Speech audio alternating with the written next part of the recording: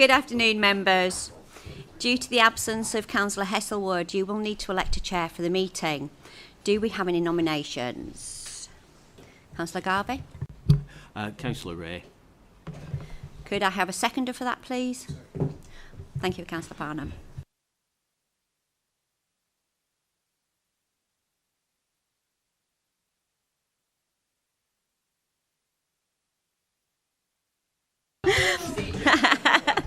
Sorry. Could I have hands raised for the vote of confidence, please? Lovely. Thank you very much.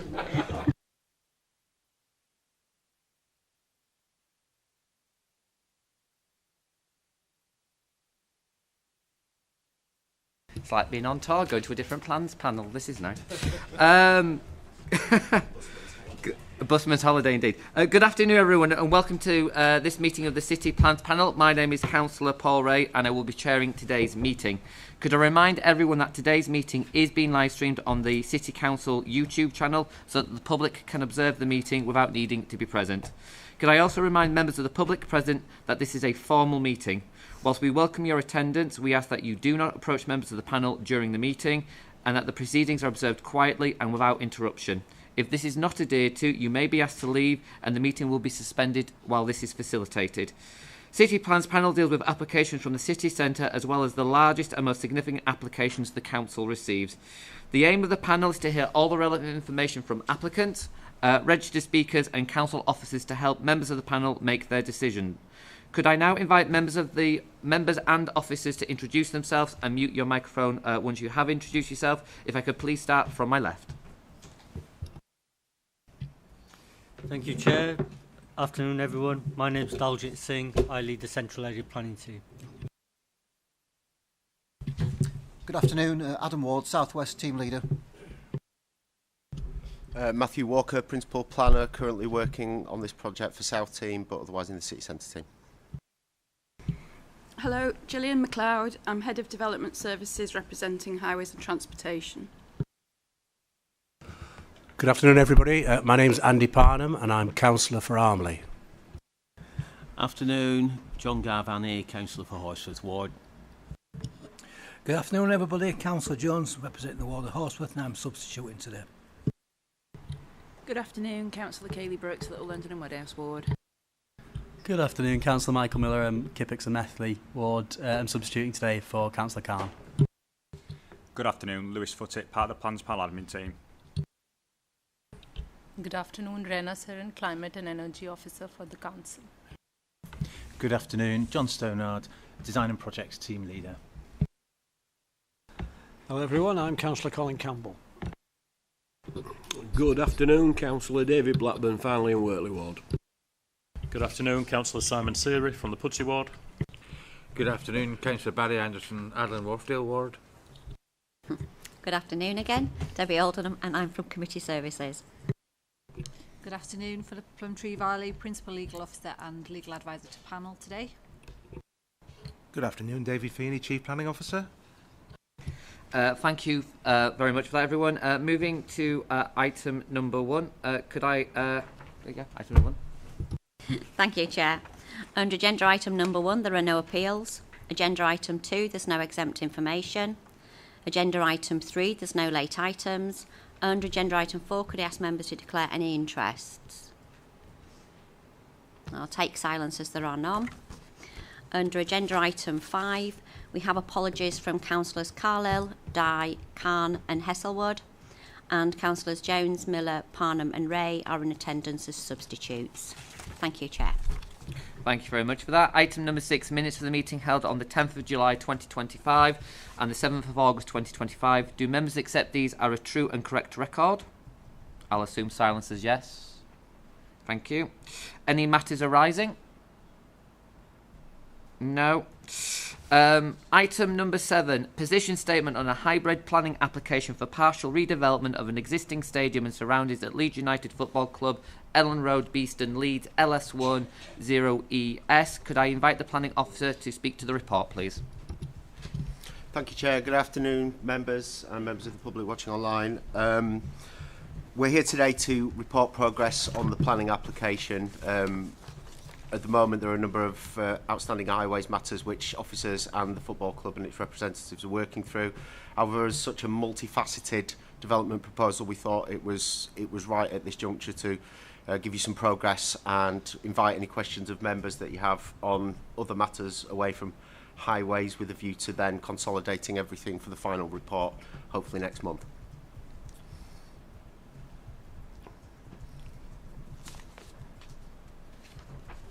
This is a overall application site location plan, just to give you a view of the outline of the entire scheme there.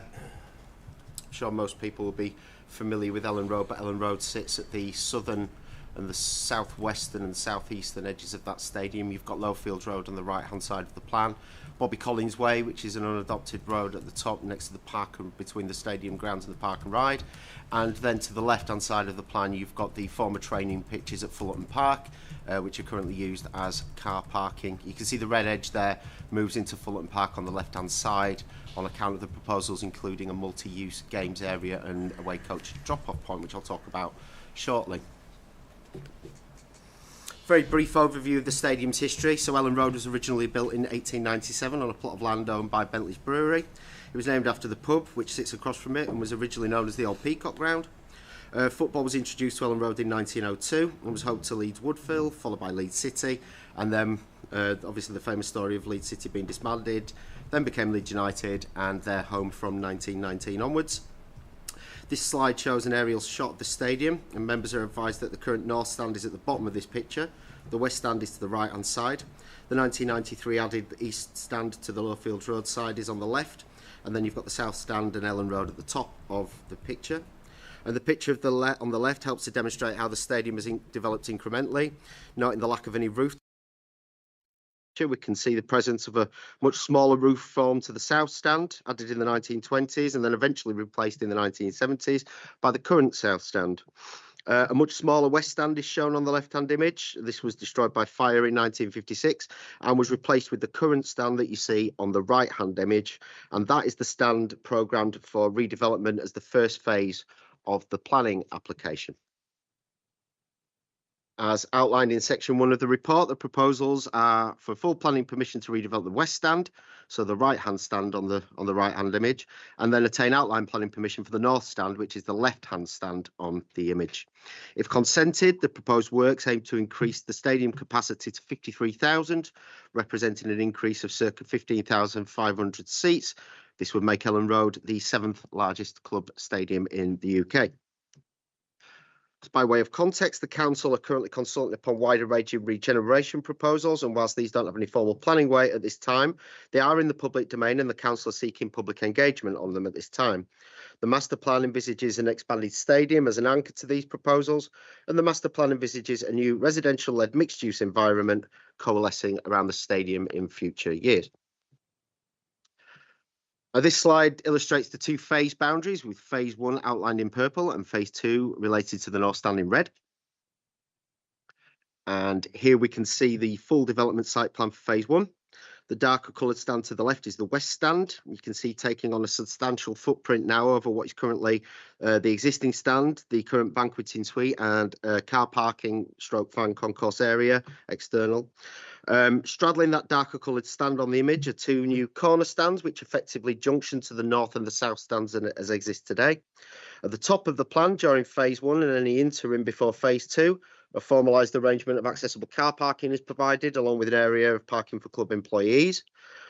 At the bottom left of the red edge plan, you can see a proposed coach park facility.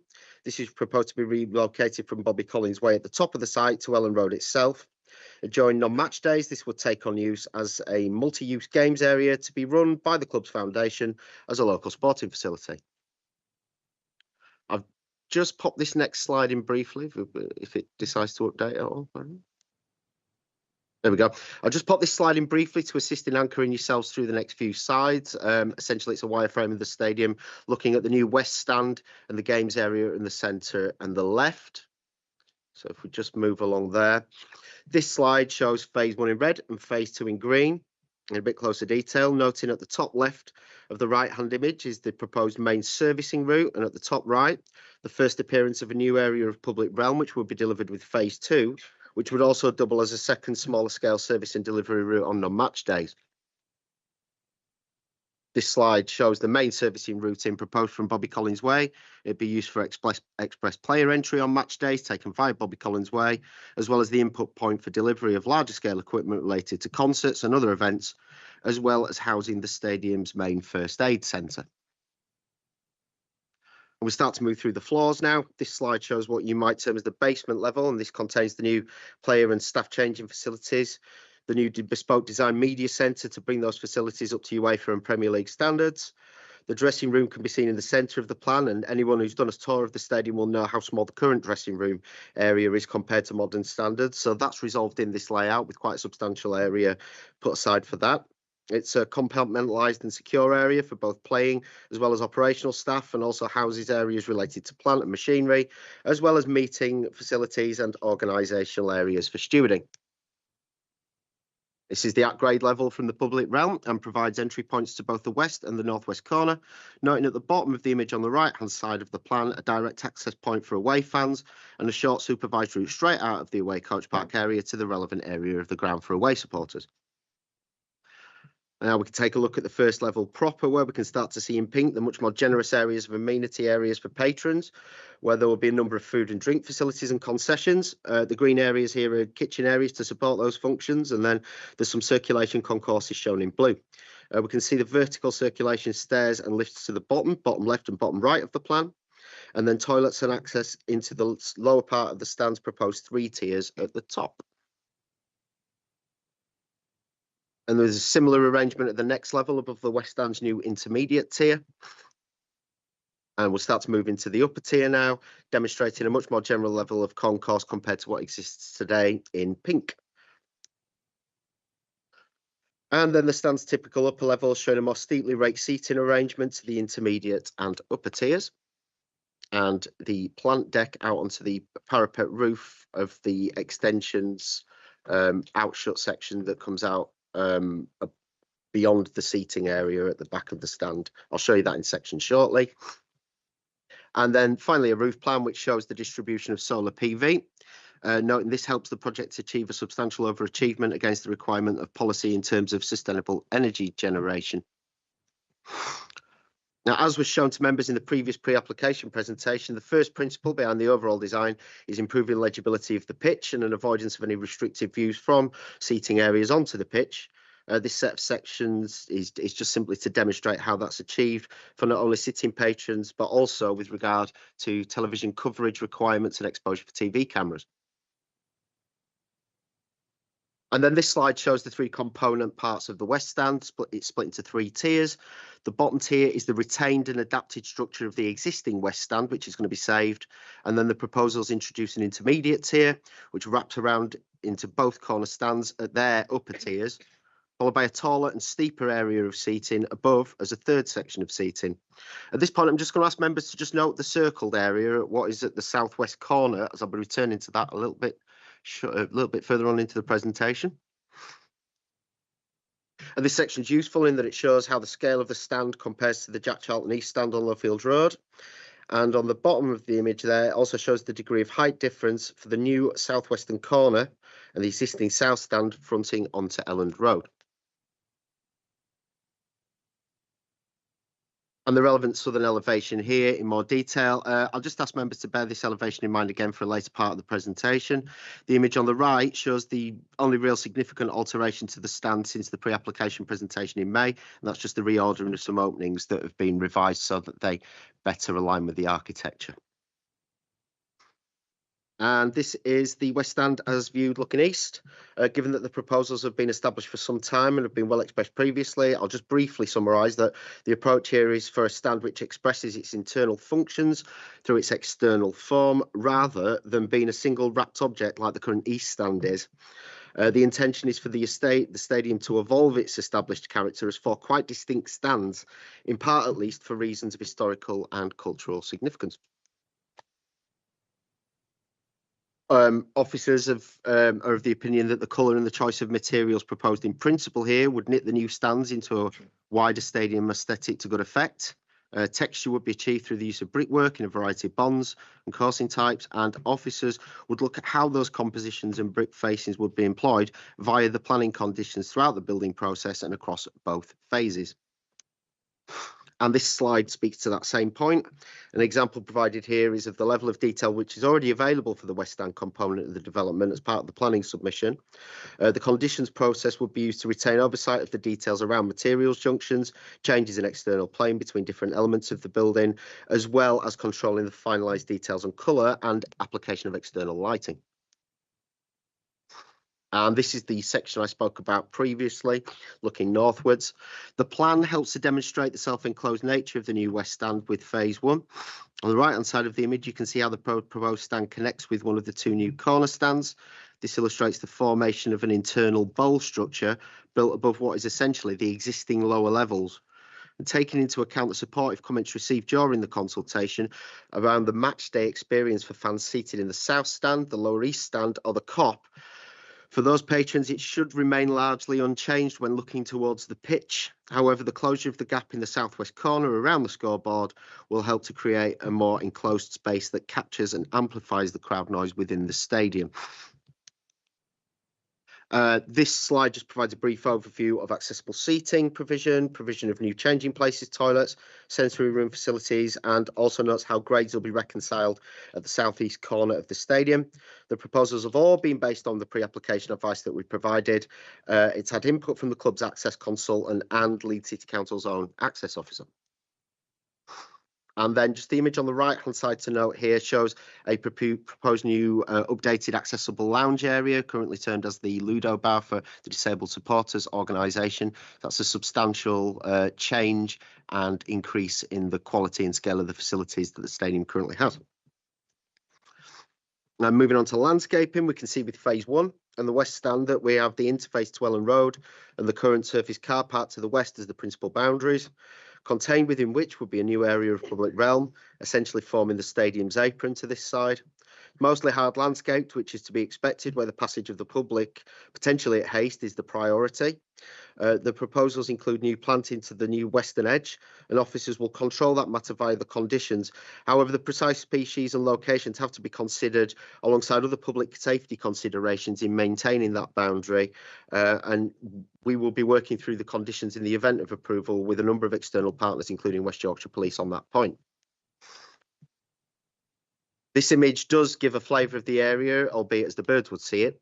We can see how that existing Fullerton Park boundary line is much improved through the introduction of planting in principle. And as I say, the precise details, nature and scale of the planting along that edge will have to be controlled through conditions so we can get an appropriate interface with other public safety measures and barriering and such like. Here's how that space might function in an augmented reality, but we can see that effectively it's a wide esplanade connecting the stadium up to the car park with a strongly planted edge to the left-hand side. I'll comment briefly on the proposals, which include a meanwhile use for the matchday away coach parking and circulation area. This is proposed as a multi-use games area and would in effect be four small-scale pitches, which are adaptable for use for a number of ball-based sports. And it's proposed that this be run as a daytime-only facility by the club's foundation in that area's downtime where we don't have a match or associated activity. And here we can see how the pitches would host a maximum of 23 coaches on match days and provide for faster entry and transit of fans into the stadium on the right-hand side. Members will recall that we set Leeds United some requirements on townscape and heritage at the pre-application stage. Those have been undertaken in accordance with advice and were all detailed throughout the townscape assessment and design and access statement that's been submitted. The detail of those assessments is set out at section 14.8 of the report.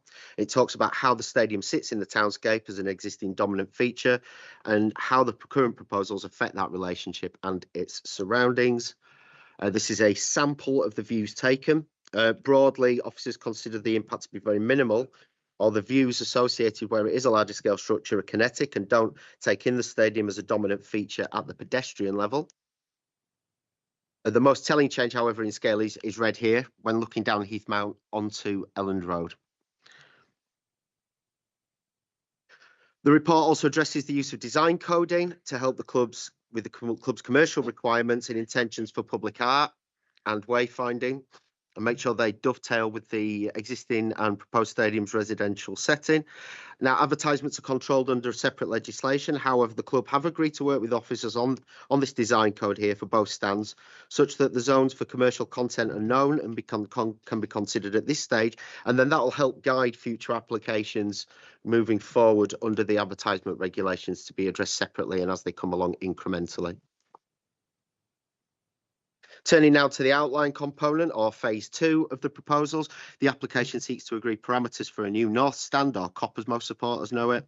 The approach is the same as with the west stand in that the existing structure would be retained and overlaid, and a new tier would be erected above and as an overlap of the existing lower tier.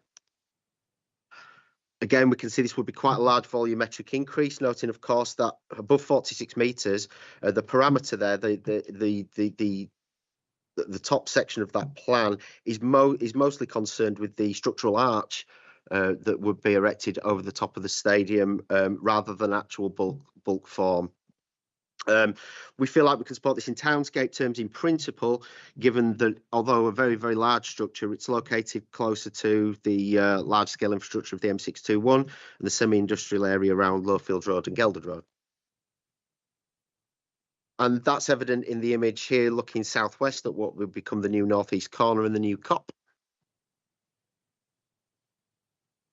And whilst the finalised visuals will be controlled under the reserved matters, what is known and supported is how the proposed stand follows the same approach of architectural expression as the west stand. And again, even at this early stage, how design coding would inform any advertisement or branding proposals for the stadium. This slide briefly sets out the landscaped public realm proposed to come forward with phase 2. And this would be set out as a fan zone for match days, but would include some seating elements for wider pedestrian use and would be open to the pedestrian highway network for use. This area also provides an opportunity for demountable concessions on match days, is an adaptable area. I'll speak briefly about wind at this stage. So the applicants undertook very detailed pre-application engagement both with officers and the council's appointed third-party independent reviewer at a very early stage. The proposals have been wind tunnel tested, taking account of all possible scenarios and phasing of the development into 2 stages. Safety levels are made acceptable through the introduction of a series of wind mitigation screens within the public realm, the final appearance and delivery of which will be controlled by the conditions in the event of an approval and based upon the specifications in the wind report.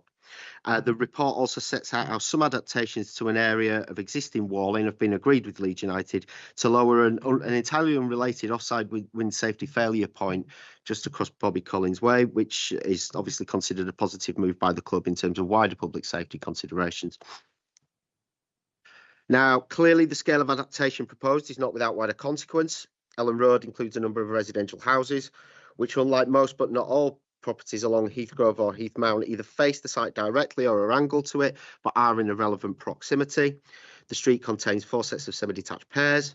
It also contains some flats just immediately to the right of the blue hatching that you can see there above Gravely's Fish Shop. Now, the report addresses impacts to residents more broadly at section 14.4. However, following assessment by officers, it's worth illustrating the potential impacts as officers see them. The slide on the screen shows a pair of properties lined red and yellow, yellow and blue, should I say, 263 on the left and 263 on the right and 263 on the left. Now, this is only a CGI. It's not appropriate to base an entire assessment on, but it's for illustrative purposes. The image shows a house in an approximate location to the nearest pair of semi-detached properties at the new southwest corner. Again, I will reiterate that's just for illustration. But if you look to the top right-hand image, you can get an impression of the current view from these properties across Ellen Road. Now, whilst the loss of a view is not a material planning consideration, we do have to have regard to whether a new building is unduly dominant. You can hopefully see in that picture that the house does not currently look directly out onto Walling, but into the area around the current gated entrance of the stadium. And again, it needs to be borne in mind this is just an illustration, but we can see how the new stadium footprint brings much taller walling closer to the back edge of Ellen Road. And that is a substantial change in the characteristic of the stadium when read particularly from the right-hand property as you look at that plan and you look at the right-hand image. And again, just for illustration, we can see that although the new stadium walling is closer, its closest element at 27 metres from the front window would occupy about 60% of the outlook from 263 and a little bit less from 265. In terms of daylight, the submitted daylight assessment places the properties at the upper end of light receipt as they stand at the moment. The metric used in the assessment is called VSC, that's vertical sky component, and they currently have a score of 36%, which is considered quite high for the receipt of light. The development would reduce this to 27%, where the BRE metric suggests 25% is an acceptable target in most circumstances. Now, that sort of assessment is only an indicator. The council doesn't have a policy metric on this, and so a judgment needs to be made on this impact in the round. BRE guidelines are commonly quoted to officers on tall residential schemes as an indicator of poor or good light receipt. And we often report to you members that as guidelines, they're based on a two-storey suburban model, and they're not very applicable to some of the larger scale developments we look at around the city centre. However, in this case, we are looking at a two-storey suburban model of development. There is an impact clearly, but that impact sits within the tolerances that BRE suggests as acceptable. But that said, the BRE guidelines don't really envisage a stadium being developed opposite. And so there are other impacts that need to be considered alongside it. 263's view would be more receptive to the taller but less proximate West Stand extension. Members are asked to consider this impacts in their overall consideration, alongside the compound impacts that I've set out in the report, the residential uses set out when they come to determine the application. And noise is another consideration, and this matter alongside those compound impacts to these two properties and the remainder along Ellen Road are discussed at 14.522 in the report. And you'll recall earlier on I asked members to remember this image earlier in the presentation. The circle you see there is essentially the location of 263, 265 Ellen Road. And you'll notice that the stand corner there effectively envelops the stadium at the corner as a solid piece. And you can see from the inset image at the top right that the stadium is currently open at this corner, almost opposite that pair of residential properties, and then a little bit the remaining semi-detached as they move further down towards the bottom of the picture on Ellen Road. Now, this is an extract from the submitted noise report, which predicts and contrasts noise outputs from the stadium when in use. More broadly, this is showing that despite an increase in capacity, the complete development should see noise outputs be less keenly felt in the area around Ellen Road and the Heaths, noting a reduction in the darker scale of red to Heath Grove and a drift of the denser noise output more easterly as a result of the taller West Stand containing and deflecting noise. 263 and 265 are R1 on this diagram. This diagram for the report makes clear that the strength and extent of the external noise reduces for these residential properties following the redevelopment, despite the capacity increase. And I'll round off with a couple of images of the proposed development. This is the render of the West Stand, which I'm sure members are familiar with from earlier presentations. And then an elevated view that takes in the outline component North Stand as well. And just by way of an update, subsequent to authoring the report, a further letter of representation has been received from a nearby resident since the publication of the panel report. This raises detailed objections on various matters and includes requests for additional information and further assessment work that should be undertaken. In summary, the matters raised relate to the impact of the proposal on matters of residential amenity, the construction phase impact of the development, management of antisocial behaviour, and other impacts on match and event days, and the impact of operational noise. And since the current report is a position statement, it is proposed that the additional detailed comments received will be considered and would be addressed in a future report to panel at the determination stage. Thank you, Chair. Thank you very much for that. Now, we do have speakers on behalf of the application. If you would like to come up, please. Yourself, you'll have 4 minutes to speak. Yeah. Oh, can one of the screens have gone out? If we can get that sorted, I've been please. informed it's not working. Sorry.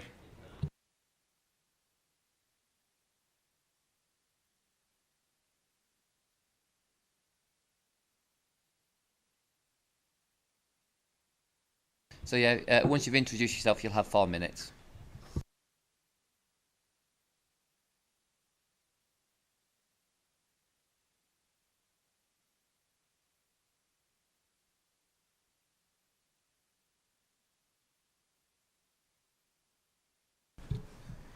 Good afternoon, James Boynan from Quads, planning consultant for the project.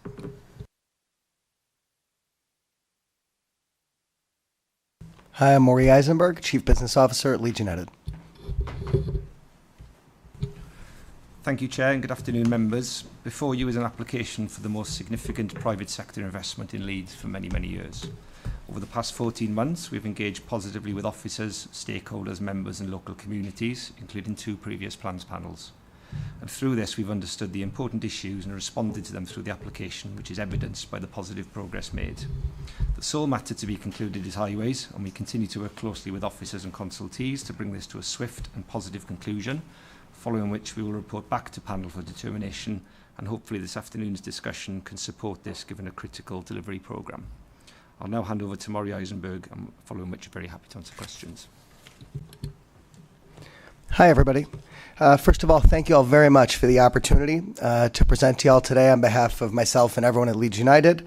Sending gratitude to everyone at Leeds City Council, especially the folks in the highways and the planning teams who've helped us get to this point. So thank you very much for that. I'm going to move quickly because we only have about 3 minutes and 30 seconds left, so hang in there with me, please. Kicking off, redevelopment of Ellen Road presents a massive growth opportunity, driving nearly £30 million per year in gross value added to the City of Leeds. This is a tangible, at our fingertips opportunity to fuel at least £200 million of global investment capital into our local economy, and potentially much more than that. And this doesn't include the over £10 million that we've spent so far to get to this point over the past year, demonstrating our real commitment to the City of Leeds. As far as social benefits, it was mentioned earlier, I'm particularly excited about the new community use area that we think is going to unlock a lot of great value on non-match days. And we're excited to continue working in partnership with our Leeds United Foundation, LCC, Hold Back Together, and others to help uplift our local areas that need it most. Regarding design and inclusivity, we've received broad fan support for our plan design, elegantly expanding upon the existing design and unique elements of Ellen Road, while also keeping inclusivity at the forefront of our minds. With respect to environmental benefits, we recognize the importance of leading by example in the areas of sustainability, and everyone around Ellen Road is going to feel the daily impact of us increasing green space as a percentage of the total stadium footprint. In our consultation process, we had 98% of respondents support the proposals. You've heard about consultation before, so I'm just going to keep it moving. Now digging into the meat of the issues, and these are access and transport. I want to acknowledge up front that we inherited longstanding issues that needed an energy boost, which we've really leaned into around these issues. And we've had active engagement with all key stakeholders over the past year, and we've done lots of surveys to better understand the baseline than had ever existed before. We have an improved traffic management plan, including moving from closing Ellen Road only post-match to also closing Ellen Road pre-match. And we think that's going to help safety, reduce congestion, and encourage public transport. Key stakeholders across various departments are working towards this aim, and this is going to happen way before any West Stand redevelopment is completed. We're also really excited, as you see in this photo, to use our players and our legends to help drive behavior change. We all know that the more that we can get people commuting in groups, that's going to take cars off the road, and that's going to really help our traffic and travel planning situation, and we intend to use the full force of the shield to drive more responsible commuting on match days. Lastly, we're in strong support of the tram project, which is going to unlock a whole nother level of impact to the issues that we're facing on match days once it comes online. I practiced. I can't walk through everything that we're going to do in 4 minutes, but we have a lot of real tangible measures that we think are going to make a real impact on match days. Just 2 that I want to quickly highlight. One is that we're going to hire a full-time travel planning coordinator. That role has never existed at the club, and that person's going to work with you all and with me and have a budget and have a remit to consistently evaluate and improve the travel planning situation. And can I have 15 more seconds? 10 last statements. Okay, so hey, we all made you proud when we won the league last year. We want to make you all proud again when we build our stadium project. Thank you very much for having us here today. What a sentence to end on. Right, questions to the applicants, members? Any questions? Councillor Campbell. I'll just do a bit of a preamble to this from me. When I mentioned that I was coming to the meeting today, my daughter raised the issue of Leeds' women's team, which, if I'm brutally honest, is not doing too well at the moment. So perhaps you'd like to walk me through how the improved stadium will benefit the women's team and women's football in general.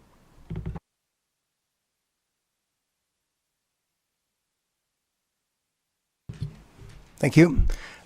So a couple thoughts on that. So the first thought is that as part of this planning application, we're hoping to win hosting a bunch of Women's World Cup matches in 2035. And we will not win that. We've been told that we will not win that application without this redevelopment process. We don't meet the statutory requirements to host the Women's World Cup matches in our stadium as it exists today. So by approving this application, you're directly contributing to us hosting a bunch of Women's World Cup matches here at Ellen Road in 2035. More broadly, I think one of the main reasons we're doing this stadium project is that we think that it's a really great way to drive ongoing sustainability to our football club. Because when you have a bigger stadium, you have more fans, you have bigger sponsors, you can make more money on food and beverage, and you can put that into capital improvements, you can put that into your men's first team, and you can put that into your women's team as well. And we're really proud that we have a women's team. We have big aspirations for our women's team. So everything we're doing to make the club better translates not only to the men's game, but also translates to the women's game as well. Sorry, can I just quickly add to that? Oh, God, I'm out of practice. The Leeds United Foundation as well is they're going to be a huge vehicle for delivering social value, and this will be further empowered through this project. Currently, I think they have over 500 young women, girls who come on a Friday night to do football. They've got an absolutely thriving girls and women's programme, which also includes training young women, girls to become coaches in their own right. And I know Francis at the Foundation is always really pleased to have people come and visit, particularly the girls' sessions that they run on a Friday night. And so if you ever like to come down, it's something that we can organise. Any follow-up, Councillor Campbell? Very nice of you to offer. There's a lot of general comment around that about, well, if we improve the stadium, then by the trickle-down effect, it will improve the women's game. But you haven't said anything to me specifically about the development that will actually push forward the women's team and, okay, women's football, you haven't got 500 people coming down. It just shows you how much interest there is in girls and women's football. But I'd like to be able to think to myself, well, if we agree this will physically happen, that will benefit the women's game. Well, I really appreciate that. And one of the main points today, to be clear, is to get this input, because we have another month before we come back and we seek planning permission. So if it's okay, I think we'll take a note on that one and we'll carry on. But we hear you there, and I think we'll have more to respond on that in a month. Thank you for that. Sorry, sir? I will ask you when the real application. Yes, sir. No, understood. Loud and clear. Yes, sir. Do members have any other questions? Okay, well, thank you. Oh, no. And I'm just trying to balance whether it's... And if you can be making more of a question, Colin, rather than a statement, please, that would be helpful.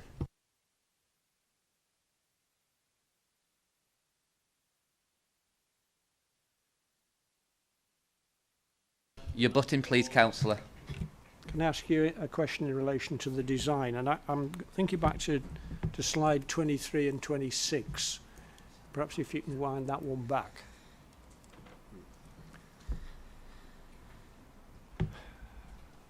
That one. It appears to see, you appear with the back of the stand there to show a large, I suppose, open area, which has got seating and poles holding it up. Was there any discussion about actually filling that in and using that space for something else? Thank you, Councillor. So I think the design has been through a very intensive and iterative process with officers, design officers. The internal layouts requirements are driven by a number of things, one of which is the capacity, one of which is the club's desire to provide a high quality stadium with supporting facilities for supporters. The outcome of that process is almost a two structure to it, in terms of the initial building at the bottom is the base, which includes a lot of the facilities, and then the stand projects through the projected area above. I think the design team believe they have the optimum amount of internal amenities, facilities and services to correspond with the capacity and the number of seats, and infilling that part of the facade is not something that we're currently proposing. And I think the other point is having that portrayed as it currently is, which appears a bit more open with the supporting structure below it, adds some further visual interest and break to the facade, and gives it a bit more of a visual interest in our view. Any follow-up, Councillor Campbell? Councillor Blackburn. Thanks, Chair. I don't know really if you're best people to answer this are our officers, but on the visuals, all the visuals that you showed us are from Ellen Roadside. Basically, when the application comes back, I don't want to see them now, but when the application does come back for decision, I'd like to see some visuals showing it from the north, from like Wortley Rec and the top of the Highfields, because that really overlooks it, and it can make a lot of difference. The other thing is we were talking about basically soundproofing the ground. Clearly, you're going to use this. You're going to use the ground for more than we are using it for at present. And I can recall some years ago a number of pop concerts that were held there, and I can tell you, between where I live and Councillor Parnham lives on Lower Wortley Road, you could hear the Rolling Stones, I think it was, on there a lot better than you could do in ground. Are we doing something to try and keep that sound in? Thank you, Councillor. I'll deal with your questions in turn. So, visuals from the north, we will absolutely provide them when we come back to panel for determination. I think something to bear in mind with views from the north is that the north stand is currently submitted in parameter form only, and therefore it'll be subject to a future reserve matters application. And again, that's an additional opportunity for us to bring further visuals from that direction back for consideration by members. I think on noise, we have, alongside football matches, applied for a cap on the number of non-football matches, which is 8 in a year. The supporting technical evidence, including the noise assessment, have considered the noise impact arising from both football and non-football events. Due to structural changes in the stadium and the design of the 2 new stands, both football and concert noise levels reduce at key noise sensitive properties.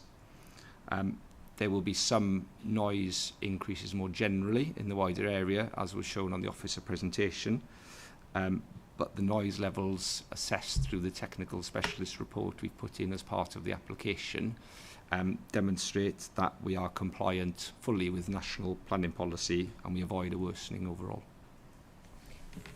Could I just add to that? I think part of the ethos of the design as well was to really maintain the atmosphere of Elland Road, and the noise was part of that. So the design was particularly made so that the noise would come back into Elland Road. So it's a bit of an extra bit in our weapon in the football match itself, to kind of create that atmosphere which Elland Road is so well known for. Any follow-up, Councillor? Any other questions? Councillor Brooks first. Sorry, it's my first time back at a plans panel and this is new and I don't like it. Push to talk? No. That's weird. Okay. Thank you for that. I'm pretty okay with the design of it, actually. I think the materials look in keeping with the local area that are proposed so far. I understand that the advertising and branding is a separate issue, so I won't go into that. But yeah, like the bare bones of it, if you like, the canvas for all of that looks really good to me. I'm just wondering, with the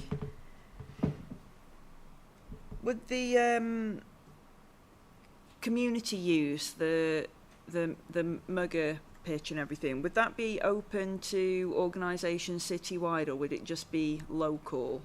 And what's your sort of engagement with schools and things citywide as opposed to just locally, like in the local area? Thanks, Councillor Brooks. So the use of that space, but generally the social value work of the foundation goes throughout the city. I think as a one club city, we recognise the importance of the whole city, and yet we also want to make sure that the communities immediately around the club also have some special attention. So we will be reaching out through the foundation, throughout the city, through the work they already do in numerous schools and in the community, and through the application and also the position of the club now in the Premier League. The foundation's work will be expanding, and so we're looking forward to seeing how that can be expanded even further throughout the city and through the school work that they do. If I could just add as well, Councillor, to hopefully give you some further reassurance, so that there are two probably key points in relation to that. The first is we will be agreeing to a management plan of that space through planning condition, and that will detail further at the right time by a condition how the space will be used, operated, etc. in combination with the foundation. The second point then is through the Section 106 agreement, we have committed to report annually on the social value impact of the proposals, and that will be one of the strands that feeds into that reporting.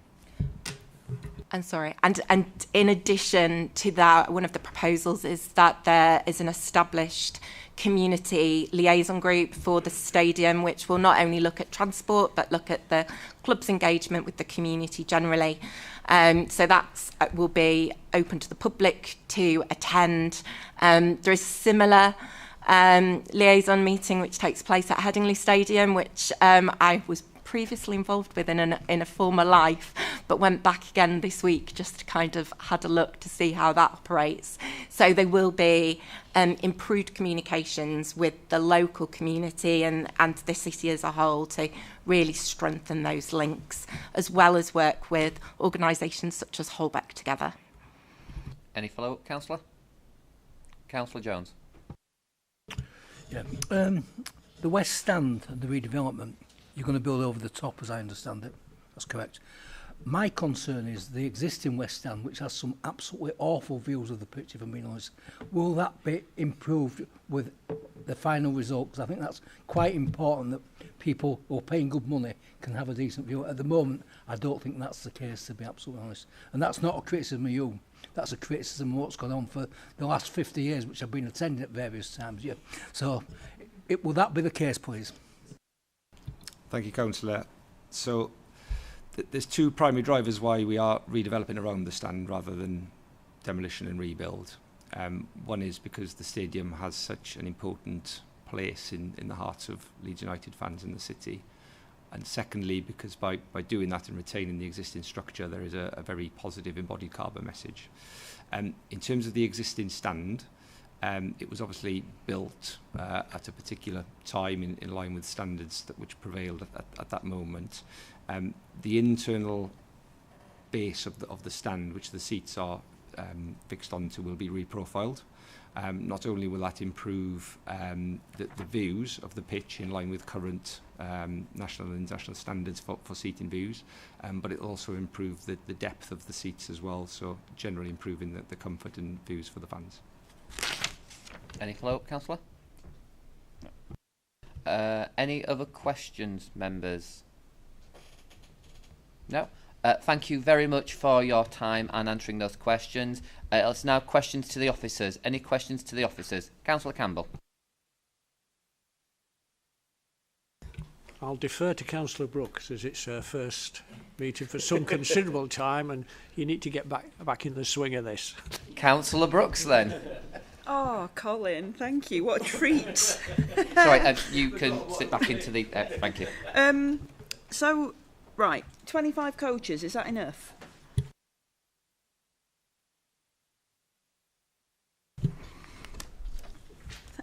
Thank you, Chair. So 25 coaches is the estimate provided to us by the club relating to away fans only. So perhaps it might have been a question for them, but the actual number of seats available for the away fans, I don't believe is increasing significantly. So it's mainly the additional capacity is mainly for home fans. So that's I think it is enough, and that's the information we've been given. There are lots of other coaches that will be coming that are for away fans. There are specific, but well, in relation to buses and coaches, there are match day services, special ones. So there's the R2, R3, R4. They all come to, but they come to the bus station at the other side of the ground. There are the coaches already coming from the park and ride site. There will be a lot more of those because the capacity is going to be increased. They are currently, this is one of the outstanding issues in terms of precisely where they will be able to pick up from. There are home supporter coaches that currently park in the bus station area as well, and those numbers potentially will also increase. So all these sorts of issues on coach numbers and the practicality and the operational issues are really the nitty-gritty that we're getting into now. Any follow-up, Councillor? I won't press you too much on it because it sounds like it needs to be ironed out, but thank you. Councillor Campbell. Thank you. Well, you got in with one of my questions. At the very beginning, can I say thank you for the presentation? Actually, that was a really quick, concise, and covered most of what I think we were doing. we're doing. So, can I say thank you for that? You did touch on the point at the very beginning. You said there's a number of highways issues. So I'm looking at Gillian and saying, what are they?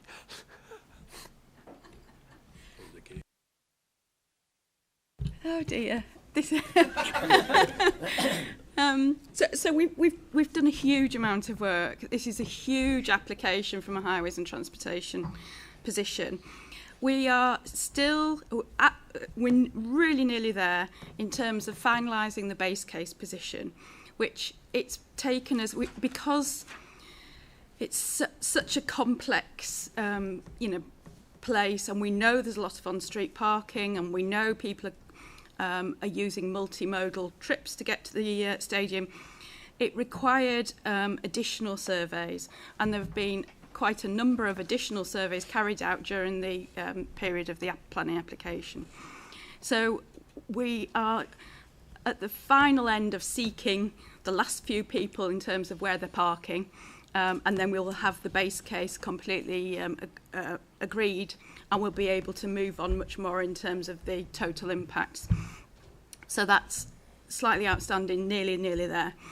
In terms of the impacts then, I think it does come back to the issues I've mentioned around the fact that, so we are agreeing mode share changes to make sure that the aims of the travel plan are met. And those aims, they're written down, I might have to find them, but they are mainly to change the mode shift significantly, I mean really significantly. Our normal travel planning measures do not change mode shift as much as we're looking at for this scheme. We're looking at not increasing on-street parking, and I know locally there would be it'd be lovely if we could reduce on-street parking, but at this moment in time we're looking at not increasing it, and to measure against that scenario we needed to know exactly how much on-street parking was happening and where it was happening. And we've got that information now, but then we need to agree the measure on how, therefore, what frequency we're going to redo those sorts of surveys to ensure there is no increase, or what trigger there would be if there started to be an increase in on-street parking.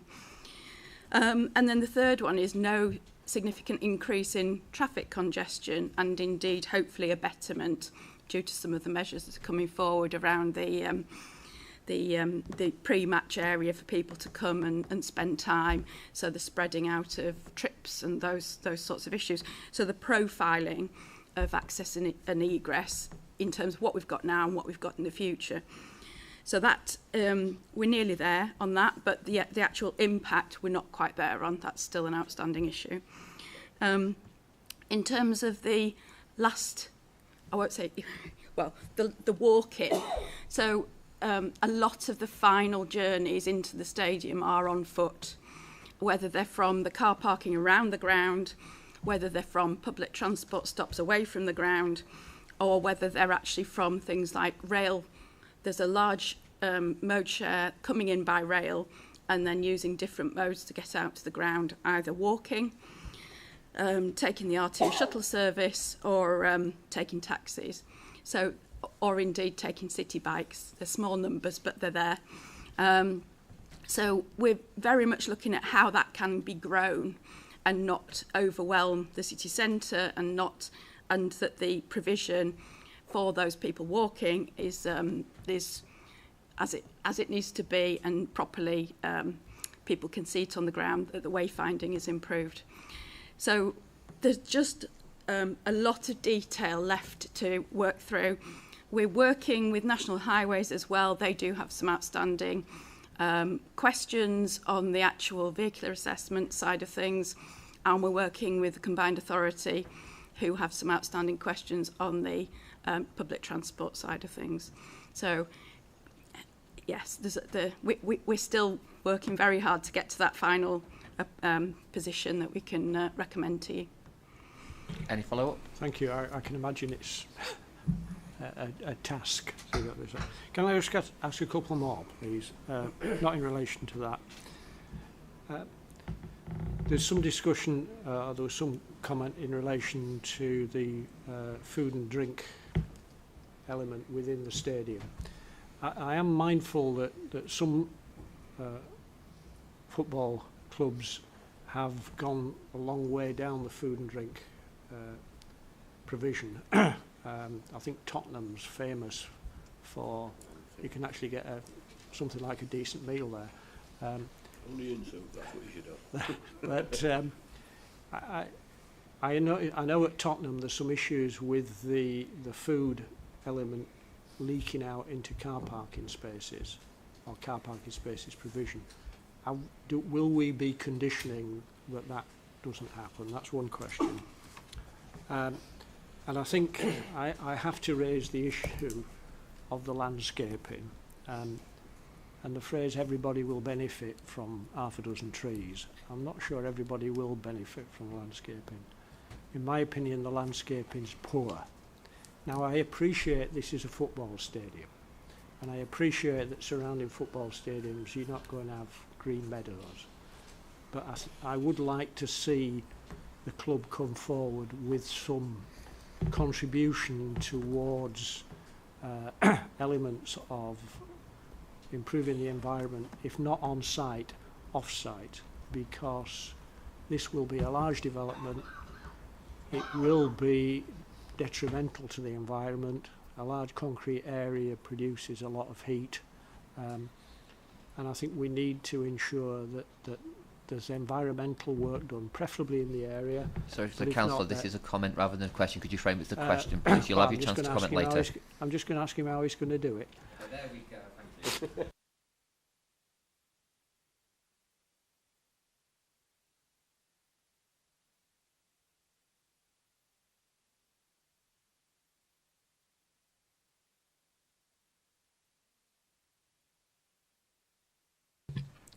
Sorry, Councillor, we're just trying to Councillor Campbell.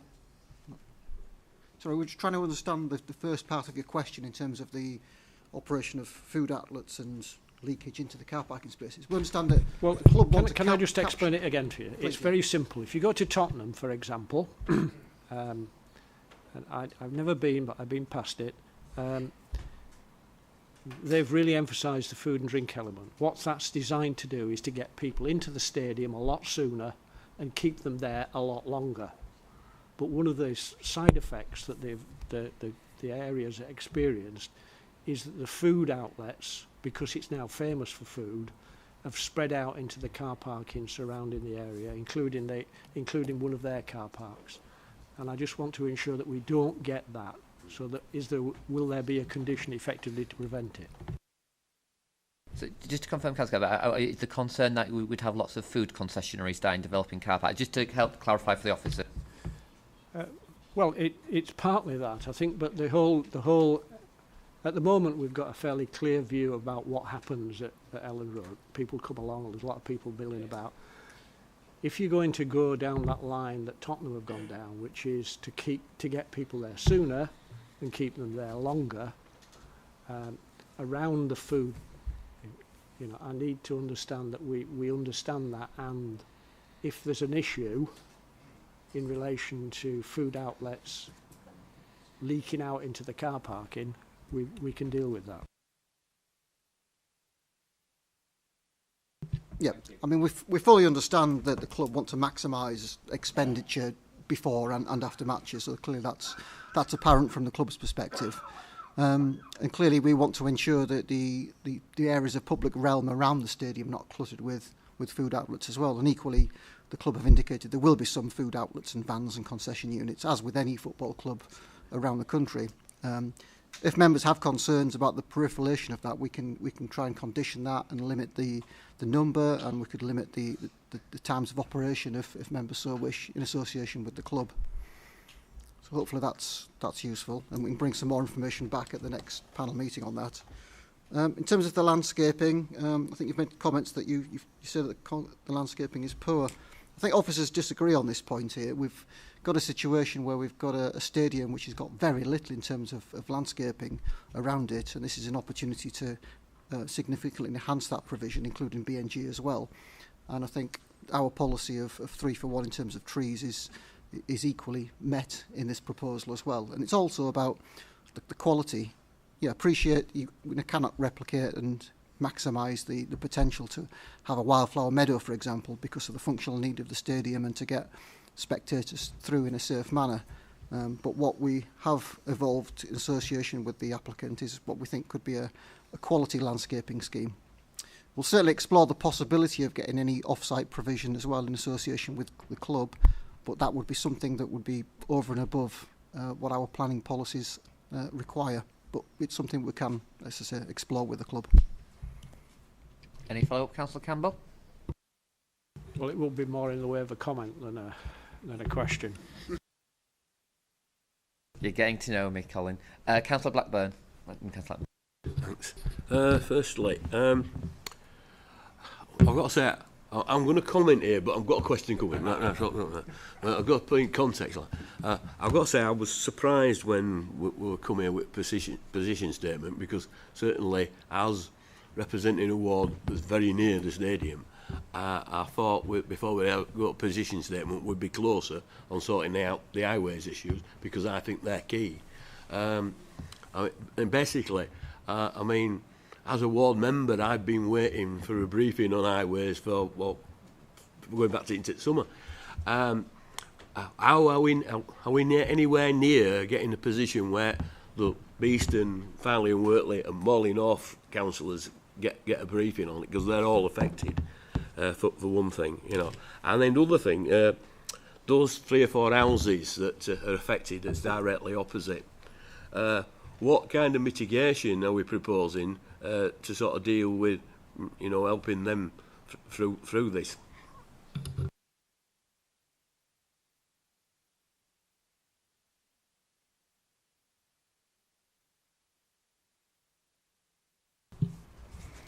Thank you, Chair.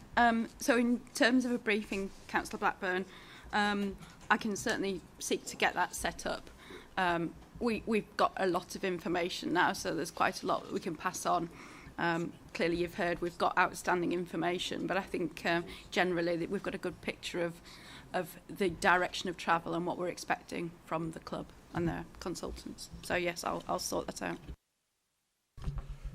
On the residential amenity aspect, it's in this case this is a very sensitive and tricky matter to try and resolve. There is the balance between the fact, and as I mentioned in the report, that these two environments have grown up around each other. There should be some expectation that a stadium evolves, but likewise there should be some expectation that you retain a good standard of residential amenity. The issue in this particular case is we don't think there is very much mitigation can occur.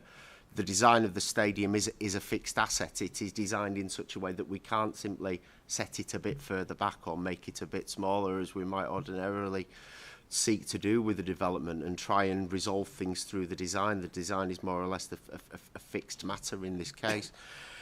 There are protections available that we're looking at through the conditions in terms of what I described as those compound impacts. So it's not just the matter that the stadium's taller and it's closer to these properties, but there's an increased frequency in events. There will be a change in the noise pattern around the property. Now, we can manage those as best as is possible through the conditions and through good construction management.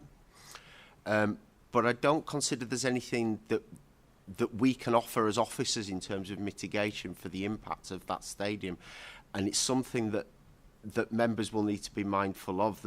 We have considered that. We have looked if there's anything that we've considered can be done, but we don't in this case. It is what it is. It is a much taller extent of walling along Elland Road, opposite particularly that nearest pair of semi-detached properties, and to be fair, the residential flats that are above Gravely's fish shop as well. So we accept that, and that impact has to be looked at in the round by yourselves as the decision takers. I'm afraid if there was a quick fix solution to that, I'd be telling you what it is, and we'd have manifested that through a resolution in the design. So I'm just got to be honest on that point. Any follow-up? Councillor Anderson, please. Just 4 points briefly. What's in it for the wider community? You've addressed my concerns in the properties immediately close by, but the wider community, you know, I would have expected to see some sort of master plan being developed to look and see what can be done for the whole of the area, to bring it alive so it can benefit from it, because there's going to be knock-on effects. So that's number one.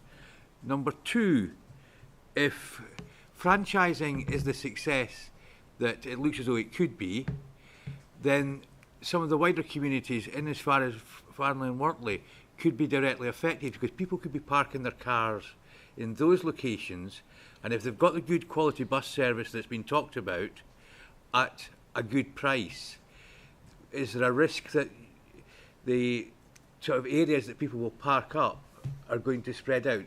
I'm only giving you an example of Farnley and Wortley because you just raised it. But so, you know, what can you do about that? Subsidised travel. If you're wanting to change modal shift, if you said if someone was able to produce their match ticket, could anything be done to give them subsidised public transport access so that it's part of the price that you'd be able to use it? It's just a way of trying to get more people. I'm not saying where the money would come from, that's the problem. But, you know, it's how you would subsidise that. Then the next thing is you're closing off some of the routes. So what are going to be the alternative routes that people will use to drive round? And what effects that going to have on the community? In other words, if you're closing one. And then the final one is, I think I heard you saying that Elland Road would be getting closed during match days. So if people are coming by taxis, where are they going to be where are the taxis going to drop people off? Because otherwise you'll end up total absolute mayhem with taxis coming down a road and then having to turn on that road to go back out again if there is no through capacity for them. Now, I'm not trying to be awkward, it's just as someone who goes to a lot of sport and football matches, I can see the problems that could come around from this. So I'll take the first point on that, which was what's in it for those who are not in the immediacy of the stadium. The proposals and part of the identification of walking routes and such like, will identify any improvements that need requiring in the wider area. And I mean, I can speak specifically around the area between Holbeck Moor and as you move towards Lowfields Road in that particular area, and we're already looking at that as part of wider improvements. The council has some schemes, and that will all be looked at through the Section 106 obligations, and whether that's an identified route, which is principally a highways matter. I'll come back to Lucinda Yeadon's point that the social value metric will be reported on every year, but the remaining matters that you've identified are principally highways issues, so I'm sorry to sideways past those. But, Thank you, Chair.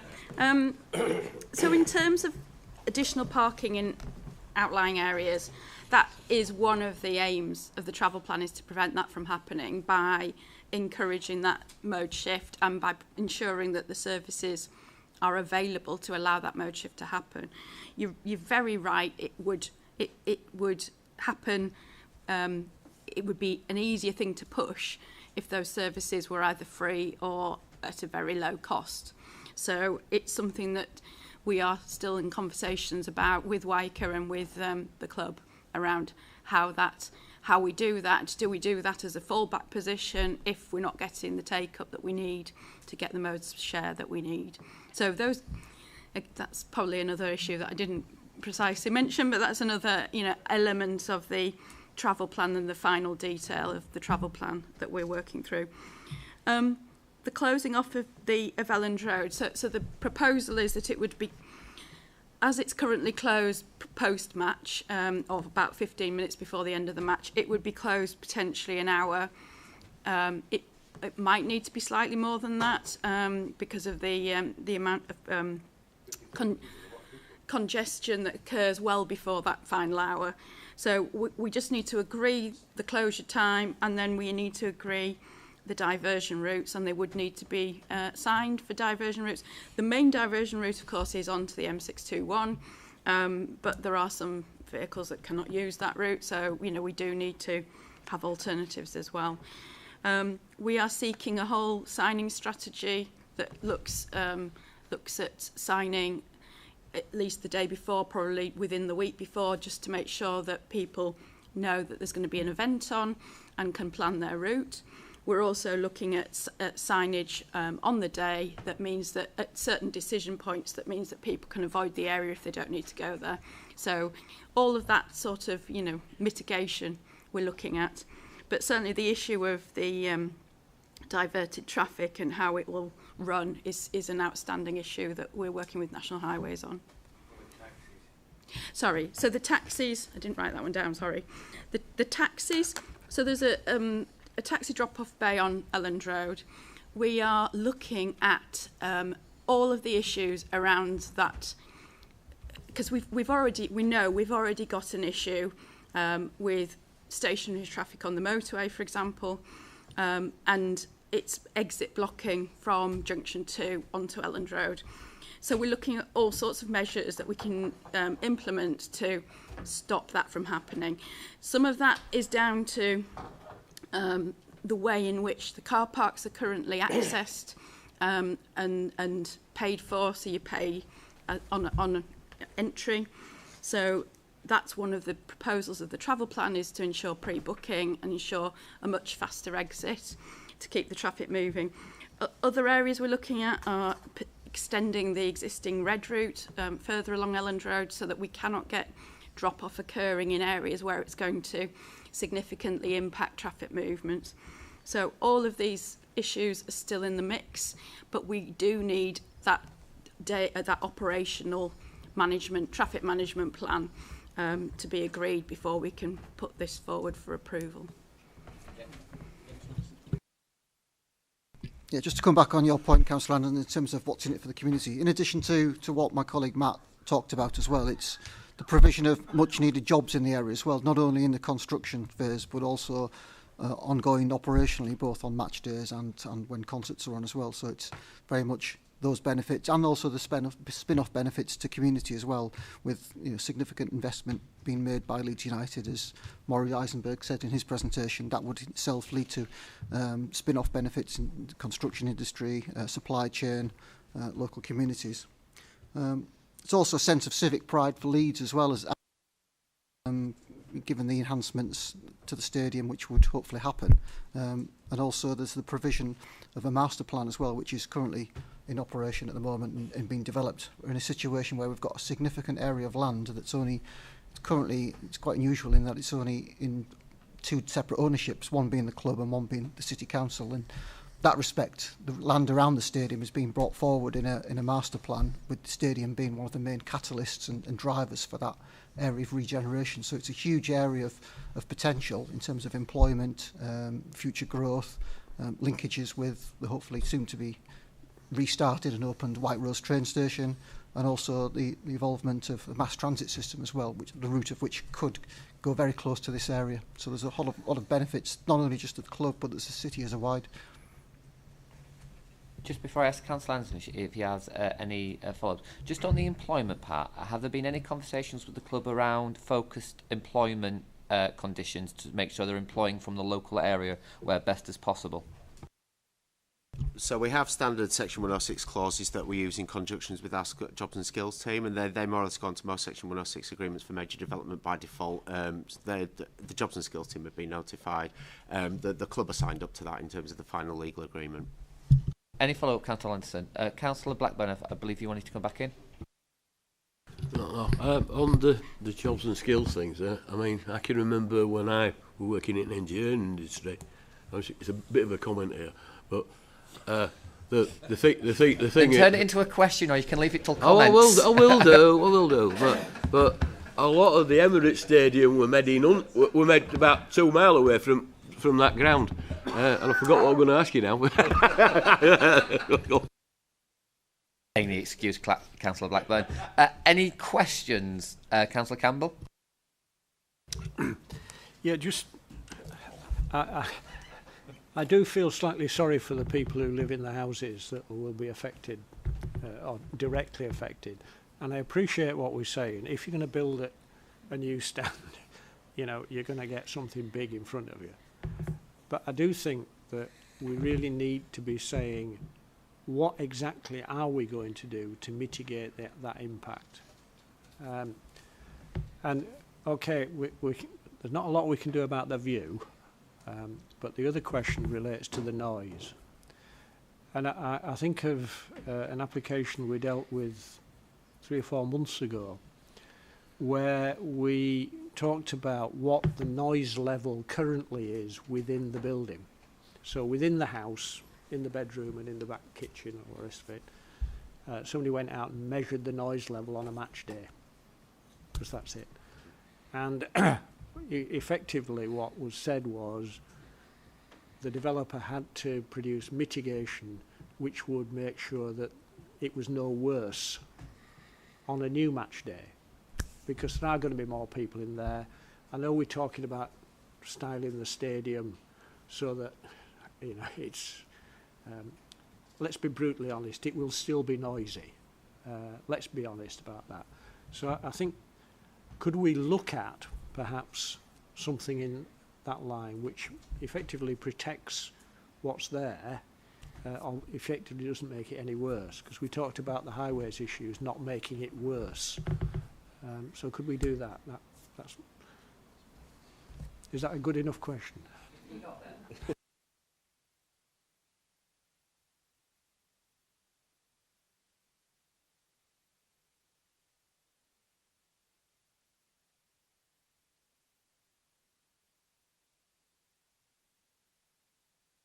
We can certainly consider that, and we can put that to the football club and come back with the response when we come for determination.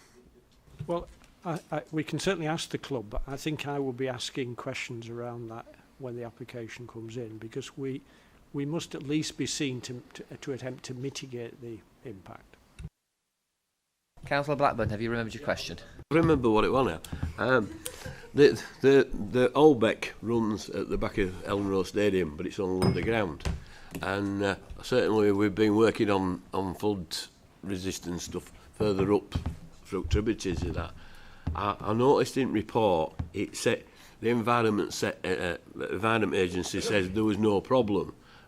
Now, having known as past applications and then found out the land gets flooded where there were no problem with environment agents, are we certain that there's nothing we're doing there that's going to affect flooding?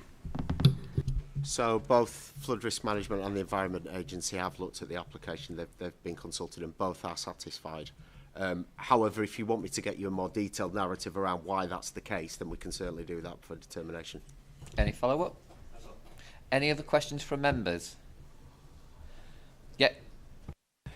Yeah, it's actually following on from what Councillor Blackburn said about where the Emirates did some of their stuff done. And this is probably something you should have put to the applicants, but it's something that can be taken away by them. Are they going to use local construction companies and work with Yorkshire College of Building, Leeds Building College rather? And so the short answer to that question is I can't give you the answer to that question at this time.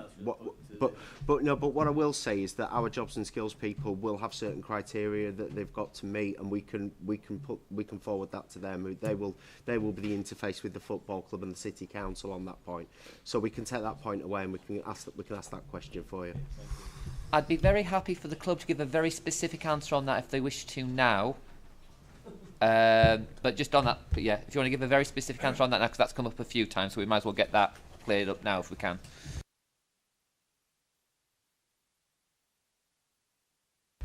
So we'll have a dedicated jobs and skills plan, particularly for the stadium, and we'll be working with...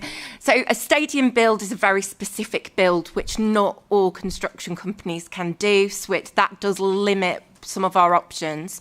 But we will be working with our supply chain to make sure that we're prioritising local recruitment, that we'll be promoting work experience opportunities, and we'll be working with our supply chain to do apprenticeships, as well as connections that we have with Leeds College of Building and other providers of construction skills, such as Forging Futures, for example. thank you very much for that. Much appreciated. Thank you for that. Any other questions to the officers? Councillor Campbell. Well, since we've got Leeds back, can I ask them a question? If it's a technical, very specific question, that counts. It's extremely technical. Ask the question and I'll decide. Well, I'll ask the question and you decide who answers it. The plan you showed us has a significant number of solar panels on the roof, okay, which is good. We're not arguing about that. Can I ask, given, well, are you going to put a battery in, put a battery on site to store that power? That is definitely a question for the officers, because that's a technical question, if that's okay, please. That's for the officers, that's not for you guys, because that could go to the officers. So in terms of, is there any conversations around batteries on site?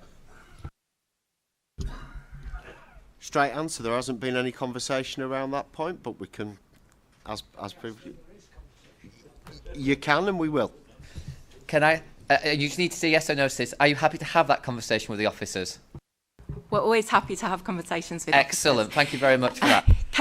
Sorry, could I answer a question that was asked earlier that we didn't have an answer for, but I could have provided an answer, which was about the food supplies in parking.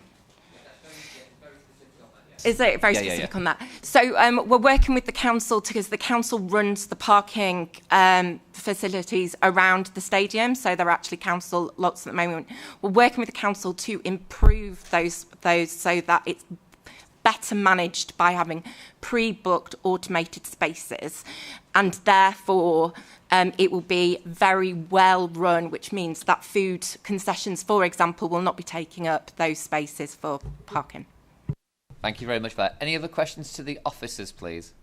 No? So we're moving into... Thank you very much for that. Because it just made sense to get those out now rather than wait until later. So, not that Councillor Campbell will need to do this because he's got most of his comments out. But, sorry, I'm picking on you today, Councillor Campbell. I apologise. Any comments, please?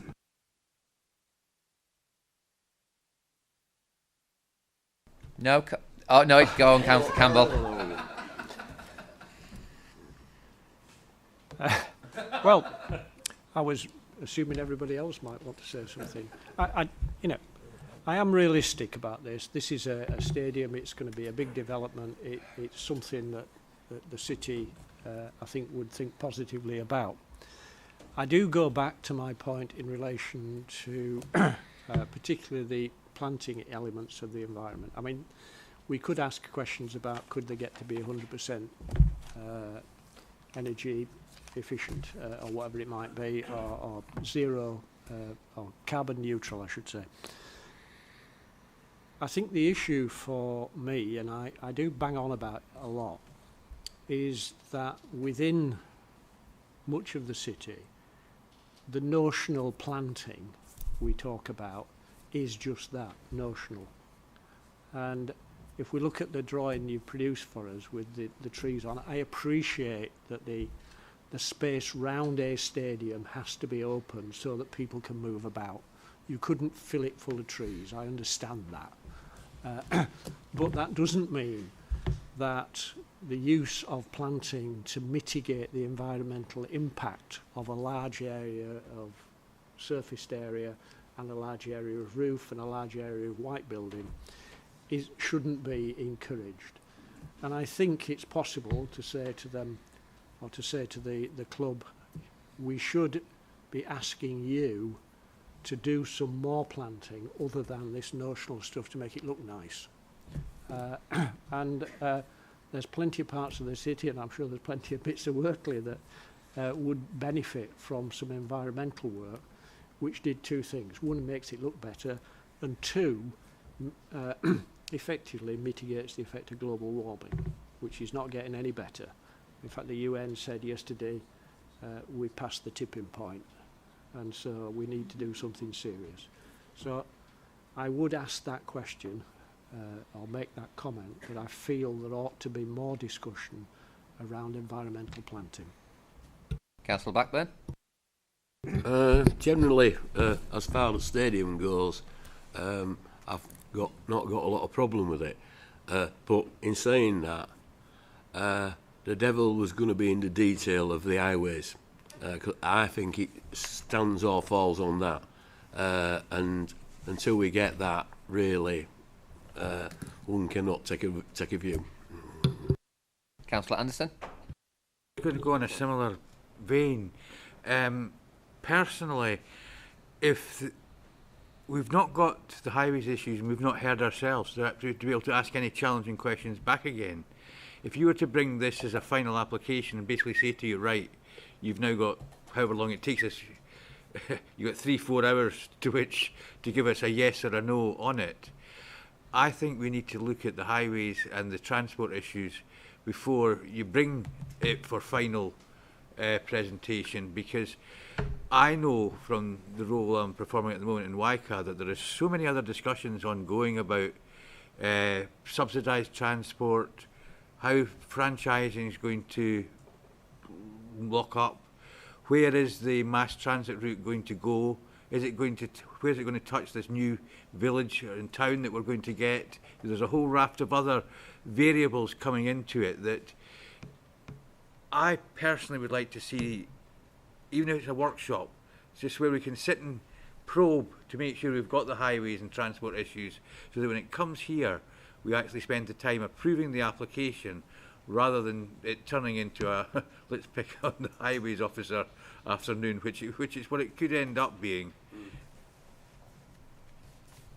I think that comment's been put. Any other comments from colleagues? Councillor Brooks? I agree with Barry. I think it should come back, yeah, just on the transport, for us to have a look at it a bit more in detail,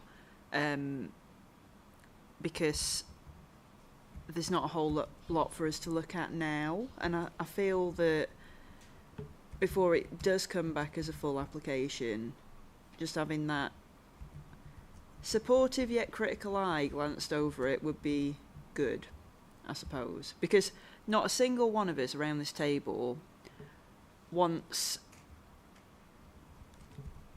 I guess, the club to suffer from not from having a poor development, is what I'm saying. So like everything that we can do as a committee, as a board, as a panel, would be great, really, wouldn't it? Like, you know, just as a supportive panel. Thank you, Chair. Any other comments? I think it's been picked up, and I'm sure the officers and the chair will talk about the comments that have been raised about maybe a more detailed look at the highway stuff before it comes back for full determination. But obviously there are procedures and processes to go through that, so I'll leave that to more learned people to go through that process. If there are no other comments, then can I ask the officers to comment and sum up on what we've discussed, because we're not actually making any decision on this today, so if you wouldn't mind.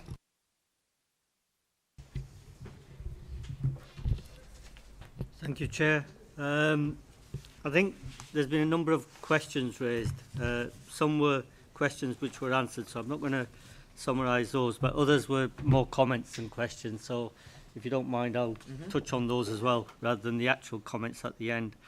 There was a question around event noise, or matters were raised around event noise, and I think the comment coming out of that is we need to consider what mitigations can be put in place to make the situation not any worse than existing. There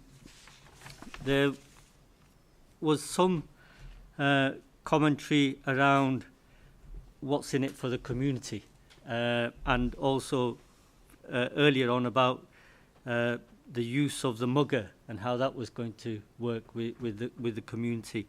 And I think that's something we can consider further when we come back to you. There was a comment, I think it was about the views of the proposal from the north. And again, I think that's a request for more information on the visuals in the round. And that's something we can definitely consider with the applicants. There were a large number of questions about highway and traffic impacts, as there would be. As we've made clear in the position statement, we're not in a position to report that yet. But I hear the comment at the end, which is about having an opportunity to consider that before we actually determine. And that's something we'll have to take away and see how appropriate that is and how well that can be implemented. There was some commentary around the food and drink element and how we control that so it doesn't, I think the words used were leak out into the car parking spaces. And I think we can, again, give some consideration to that with the applicants. There's definitely a commentary about the landscaping or inadequacy of the landscaping, and that's something for us to consider. And I think towards the end, there were a couple of questions, well, sorry, three matters. One, there's clearly members would want more information on how the development is going to prioritise employment of local people throughout not just the construction, but perhaps post-development as well. There was a question about the flooding impact, and then about battery storage for photovoltaic panels, which again we said as officers we'd come back to you on. So those were the key things where I think, from officers' point of view, we need to consider further and come back to you all. Thank you, Chair. Thank you very much. Well, that brings that item to a close. So, because you're not making a decision on anything today. So, item agenda number 8, date and time of the next meeting will be Thursday, the 27th of November at 1:30 p.m. That concludes the business of today's meeting. Thank you for your attendance and contributions. I now declare the meeting closed, and could I request that members of the public make their way out of the building? Thank you.